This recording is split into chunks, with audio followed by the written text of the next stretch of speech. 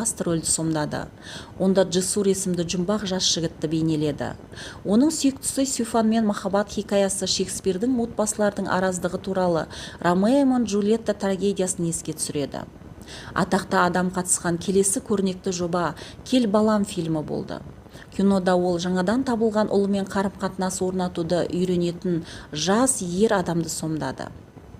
2018 жылы «Соқтығысу» сериалының көрсетілімі басталды. Онда актер алтын көмелек номинациясына ие болды. С-245 сүңгуір қайығы сериясындағы жұмыс екі режиссердің қатысуымен жүргізілді. Бұл командаға қолайсыздық тудырмады. Керісінше бұл қызықты тәжірибе болды. Актердің айтуынша процесс 4-ші эпизодтың түсіріліміне толығымен дайын болды. Ал режиссерлар жасаған әлем жобада жетекші рөлдердің бірін ойнай бастады. 2004 жылы Кванч бұрынғы «Әлем аруы» фильміндегі актриса және модель Азра ақын қызбен танысып, онымен кездесе бастады. Ғашықтар айырылысып, содан кейін қайта қосылды. Таңдаған адамын актер ата-анасымен таныстырды. Ал баспасөзде жақында болатын үйлену тойы туралы қауесет пайда болды. Бірақ соңында олар бір-бірін жіберуге шешім қабылдады. Алғашқы айырылысу кезінде актер әріптесі Седев Авджидің компаниясында пайда бола бастады.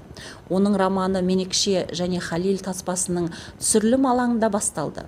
2 жылдан кейін 2008 жылы атақты адамның өмірінде өзінен 14 жас үлкен тележүргізуші және актриса Мелтем Камбул пайда болды. Бұл қарым-қатынас 2 жылға созылды. Содан кейін Кванч түрік миллионерінің қызы Социалит Идил Фыратпен қысқа мерзімді қарым-қатынаста болды. Актер онымен айырылысқаннан кейін қайта қауышты және олардың тарихи аяқталғаннан кейін француз моделі Флоренс Евгениймен қарым-қатынас басталды. Актер өзінің жеке өміріндегі бақытты 2013 жылы киностудияда стилист және макияж суретшісі Башак Дизермен кездесе бастаған кезде тапты. Көп замай үйлену туралы алғашқы қауесеттер пайда болды. Ал қарым-қатынас басталғаннан 2,5 жыл өткен соң ғашықтар үйленді. Үйлену тойы өтті. Ерлі-зайыптылардың туыстары мен жақындарының ішінен тек 40 адам ғана қонаққа келді. Сонымен бірге актердің анасы мерекеге келе алмады. Денсаулығына байланысты әйел іс-шараның онлайн трансляциясын көрді. Сұхбатында Кванч жас кезінде жанжалшыл болғанын, эмоционалды әрекет еткенін және ережелерге қарсы шыққанын мойындады. Бірақ әйелі оның мінезін теңестіре алды. Курт Эфи есімін алған ұлдың дүниеге келуімен үйлесімділікке қол жеткізілді.